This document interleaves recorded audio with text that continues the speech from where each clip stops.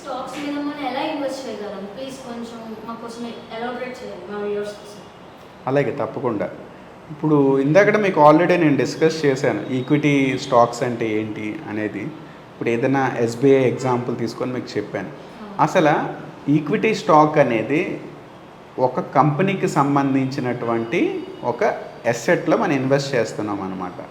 ఇప్పుడు ఎస్బీఐ అనేది ఒక ఎసెట్ లాగా తీసుకుంటే కనుక ఇప్పుడు మనం ఎక్కడైనా ఇన్వెస్ట్ చేసామనుకోండి, మనం ఏం చేస్తాము, ఆ ఎసెట్లో ఉండేటువంటి లాభాలేంటి నష్టాలేంటి అనేది మనం చూస్తామన్నమాట. ఇప్పుడు ఇది ఒక ఎంటిటీ, మనం ఇన్వెస్ట్ చేసేది ఒక ఎంటిటీ.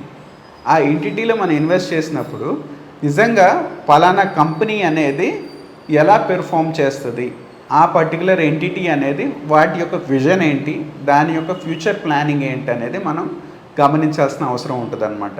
ఇప్పుడు మళ్ళీ మనం ఎస్బీఐ కిందే ఎగ్జాంపుల్ తీసుకుందాం. ఇప్పుడు ఎస్బీఐ బ్యాంక్ ఏదైతే ఉందో తన యొక్క పెర్ఫార్మెన్స్ని ఇంప్రూవ్ చేసుకోవడానికి వాళ్ళు ఇంకేమైనా ఎక్స్ట్రాగా చేస్తున్నారా, అంటే ఫ్యూచర్లో వాళ్ళు ఎక్స్పాండ్ అవ్వడానికి ఇంకా కొత్త బ్రాంచెస్ ఏమైనా పెడుతున్నారా, లేకపోతే వాళ్ళ యొక్క ప్రొడక్ట్ బేస్ని ఇంక్రీజ్ చేసుకుంటున్నారా, అంటే నెంబర్ ఆఫ్ ప్రొడక్ట్స్ని ఇంకా ఇంక్రీజ్ చేస్తున్నారా, అలాగే వాళ్ళ యొక్క పెనిట్రేషన్ ఇప్పుడు రూరల్ ఏరియాస్లో ఉంటుంది, ఇంకా విరిగిచావన్ లొకేషన్స్లో వెళ్తున్నారు. అలాగా వాళ్ళకి ఒక రోడ్ మ్యాప్ ఉంటుంది. మేము ఇప్పుడు మా టర్న్ ఓవర్ అనేది ఇప్పుడు సో అండ్ సో ఇన్ని ల్యాక్స్ ఆఫ్ టర్న్ ఓవర్ ఉంది, ఇప్పుడు ఒక 10 lakhs టర్న్ ఓవర్ జరుగుతుంది, దాన్ని మేము 20 lakhs చేయడానికి మా ప్లానింగ్ ఏంటి అనేది వాళ్ళు గమనిస్తారనమాట. వాళ్ళు ప్లానింగ్ చేసుకుంటారు. ఎందుకంటే ఒక కంపెనీ గ్రో అవ్వాలంటే, వాటి యొక్క లాభాలు పెరగాలంటే ఆ కంపెనీ యొక్క వాల్యూమ్స్ కూడా పెరగాలి. అలాగా వాటి యొక్క ఫ్యూచర్ ప్లానింగ్ అనేది డిపెండ్ అయ్యి ఒక కంపెనీ గ్రో అవుతుంది అనుకోండి, దాన్ని బట్టి దాని యొక్క గ్రోత్ అనేది ఉంటుంది. ఇప్పుడు ఒక ఎఫ్ఎంసీజీ కంపెనీ అంటే వాళ్ళు ఒక మీరు ఎగ్జాంపుల్గా తీసుకుంటే ఒక చెప్పులు తయారు చేసే కంపెనీ ఉంది. ఆ చెప్పులు తయారు చేసే కంపెనీ ఇనీషియల్గా స్టార్ట్ చేసేది ఒక లొకేషన్లో, ఎక్కడైనా లొకేషన్లో స్టార్ట్ చేసింది అనుకోండి, ఒక హైదరాబాద్లో. ఆ యొక్క బ్రాండ్ని ఎస్టాబ్లిష్ చేసుకున్నారు. ఎస్టాబ్లిష్ చేసుకున్న దగ్గర నుంచి వాళ్ళు ఓన్లీ హైదరాబాద్ మార్కెట్లోనే వాళ్ళ యొక్క చెప్పులు అమ్మకుండా ఆ యొక్క చెప్పులని వాళ్ళ నెక్స్ట్ లొకేషన్స్, మిగతా లొకేషన్స్లో కూడా ఎస్టాబ్లిష్ చేయడానికి వాళ్ళ యొక్క యూనిట్స్ని వాళ్ళు ప్రయత్నిస్తారు. ఎప్పుడైతే ఈ స్లిప్పర్ మార్కెట్ అనేది వీళ్ళకి ఇంక్రీజ్ అయ్యిందని చెప్పి వాళ్ళు ఐడెంటిఫై చేశారో, అక్కడి నుంచి వాళ్ళు ఒక్కొక్క లొకేషన్ ఎస్టాబ్లిష్ చేసుకుంటే వెళ్తారు. దీనికి ఇనీషియల్గా కాస్ట్ అనేది ఖర్చు అవుతుంది. కానీ వీళ్ళు ఏం చేస్తారంటే ఒక పాయింట్ ఆఫ్ టైంకి వచ్చేసరికల్లా వీళ్ళు ఎస్టాబ్లిష్ చేసినటువంటి ఒక కంపెనీని ఇంకా ఎక్స్పాండ్ చేయడం కోసం వాళ్ళు ఫండ్స్ రేసింగ్ కోసం వెళ్తారనమాట. ఆ ఫండ్స్ అనేది ఎలా రేస్ చేయగలం మనము, అది దానికి ఆప్షనే ఈక్విటీ షేర్ హోల్డింగ్. ఇప్పుడు ఎవరైతే ఈ యొక్క కంపెనీలో భాగస్వాములు అవ్వాలనుకుంటున్నారో, ఇప్పుడు మీకు ఇందక్కడ ఎస్బీఐలో భాగస్వాములు అవ్వాలంటే షేర్లు ఇన్వెస్ట్ చేయాలన్నారు. అలాగే కొత్తగా ఒక కంపెనీ వచ్చింది, అందులో వాళ్ళకి ఈక్విటీ ఎలకేషన్ వాళ్ళు అమ్ముతారు, అంటే కంపెనీ లాభాల్లో షేర్ మిగతా వాళ్ళకి కూడా లాభాల్లో పంచడానికి సిద్ధమయ్యారు అనుకోండి. ఆ యొక్క స్లిప్పర్ కంపెనీ అనేది పబ్లిక్ ఇష్యూకి వెళ్తుంది అనమాట. వెళ్ళినప్పుడు అందులో ప్రతి ఒక్కళ్ళు ఎంతమంది అయితే పార్టిసిపేట్ చేస్తారో వాళ్ళకి ఎలొకేషన్ వచ్చింది అనుకోండి ఆ షేర్లు.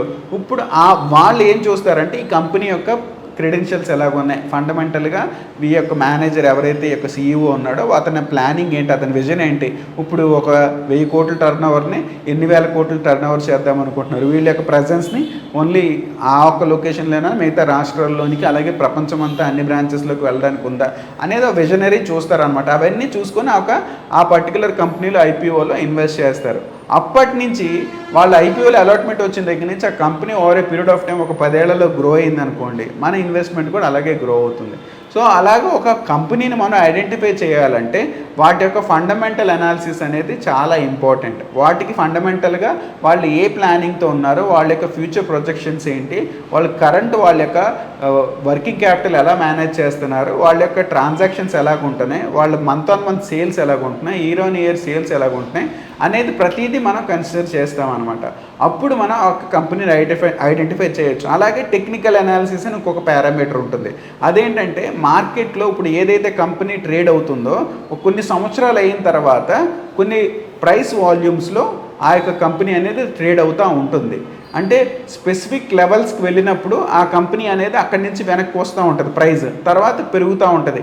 కొన్ని పారామీటర్స్ కన్సిడర్ చేసుకొని టెక్నికల్ అనాలిసిస్లో ఈ యొక్క కంపెనీలో మనం ఐడెంటిఫై చేసి ఇన్వెస్ట్ చేయడానికి అవకాశం ఉంటుంది అనమాట. బేసిక్గా మనం ఫండమెంటల్స్ అండ్ టెక్నికల్ అనాలిసిస్ మీద ఐడియా ఉంటే కనుక మనం డైరెక్ట్గా ఒక స్టాక్స్లోనే మనం ఇన్వెస్ట్ చేయగలం. ఈ ఫండమెంటల్ అనాలిసిస్ని మనం కరెక్ట్గా ఐడెంటిఫై చేస్తే లాంగ్ రన్లో మనం ఐడెంటిఫై చేసి ఇప్పుడు హెచ్డిఎఫ్సి బ్యాంక్ ఉంది. హెచ్డిఎఫ్సి బ్యాంక్ అనేది ప్రైవేట్ బ్యాంకే. ఒక ప్రైవేట్ ఎంటిటీ నుంచి కొంతమంది కలిసి ఒక బ్యాంక్ని ఫామ్ చేశారు. ఆ యొక్క బ్యాంక్ ఇప్పుడు 10 మంది ఎంప్లాయీస్తో స్టార్ట్ అయింది, కొన్ని వేల మంది లక్షల మంది ఎంప్లాయీస్కి ఈరోజు మారగలిగారు. అంటే వాళ్ళకున్న విజన్ ఏదైతే ఉన్నదో ఆ విజన్ని మనం ఐడెంటిఫై చేయగలిగితే కనుక అప్పుడు మనం అందులో ఇన్వెస్ట్ చేస్తే ఆ కంపెనీతో పాటు మనం కూడా గ్రో అవుతాం అనమాట. అలాగా మనకు ఒక నాలెడ్జ్ ఉండి ఒక కంపెనీలో ఇన్వెస్ట్ చేయడానికి ఆ కంపెనీకి సంబంధించిన డీటెయిల్స్ అన్ని మనం కనుక గమనించగలిగితే కనుక మనం ఒక కంపెనీని స్టాక్ని ఐడెంటిఫై చేసి ఇన్వెస్ట్ చేయొచ్చు. అలాగే మార్కెట్లో 5,000 పైగా స్టాక్స్ ఉన్నాయి. అందులో ఏది మంచిది కాదు అనేది మనం అనాలిసిస్ చేయాలి. ఇప్పుడు ఎవరో చెప్పారు ఆ కంపెనీ బాగుంటుందని మనం ఇన్వెస్ట్ చేయడం కాదు, మన యొక్క నాలెడ్జ్ కూడా మనం గెయిన్ చేసుకోవాలి. లేదంటే ఒక ప్రొఫెషనల్ దగ్గరికి వెళ్ళి వాళ్ళ యొక్క వ్యూ తెలుసుకోవాలి. మీరు ఊరికే ప్రొఫెషనల్ దగ్గరికి వెళ్ళినా కూడా ఊరికి ఇన్వెస్ట్ చేయడం కాదు. వాళ్ళు ఎందుకు ఇన్వెస్ట్ చేస్తున్నారు, మీకు సమయం ఉన్నప్పుడు వాళ్ళని అడిగి సో పలానా కంపెనీస్లో ఇన్వెస్ట్ చేస్తున్నారు కదా, దానికి ఎందువల్ల ఇన్వెస్ట్ చేస్తున్నారు మీరు తెలుసుకుంటే మీకు ఒక ఐడియా వస్తుంది అనమాట. అప్పుడు మీకు ఒక కాన్ఫిడెన్స్ వస్తుంది. అందుకని ఏంటంటే మనం ఒక ప్రొఫెషనల్ వే ఆఫ్ ఇన్వెస్ట్మెంట్ అనేది స్టాక్స్లో చేసినప్పుడు మనకి ఎక్కువ రిటర్న్స్ వచ్చే అవకాశం ఉంటుందన్నమాట. అందుకని మనము మ్యూచువల్ ఫండ్స్లో ఇన్వెస్ట్ చేస్తే ఈజీ వే ఆఫ్ ఇన్వెస్ట్మెంట్ వస్తుంది. ఎందుకంటే ఫండ్ మేనేజరే ఆ స్టాక్స్ని ఐడెంటిఫై చేసి 20-30 కంపెనీస్ని చేస్తారు.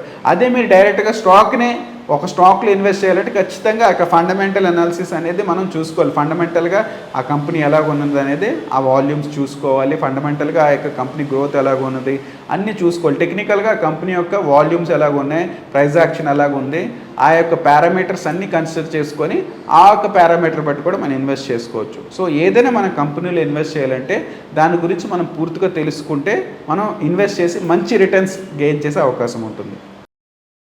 నా పేరు Prashant Thota. I'm a certified financial planner. I'm having an experience of more than 16 years in this particular sector. In 16 years నుంచి ఈ పర్టికులర్ సెగ్మెంట్లోనే వర్క్ చేస్తున్నానండి. I worked in various organisations. ఐసిఐసిఐలో వర్క్ చేశాను, రిలయన్స్లో వర్క్ చేశాను, అలాగే టాటా మ్యూచువల్ ఫండ్స్లో వర్క్ చేశాను, అండ్ ఇన్సూరెన్స్ కంపెనీస్లో కూడా వర్క్ చేశాను. I'm having good experience in broking company also. IDBI క్యాపిటల్లో కూడా వర్క్ చేశాను.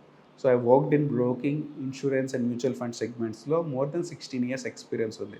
At the same time I'm a certified financial planner also. 2018లో I completed my certified CFP program also. With the experience I have gained from over a period of 16 years, I can give a proper financial planning to any of you whomsoever is required.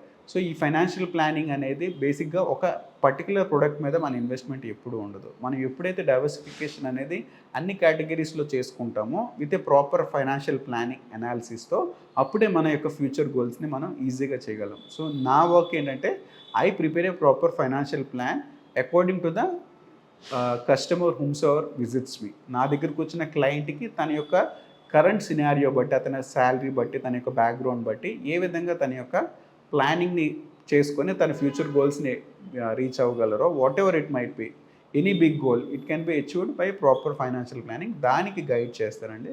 This is my profile. Thank you very much.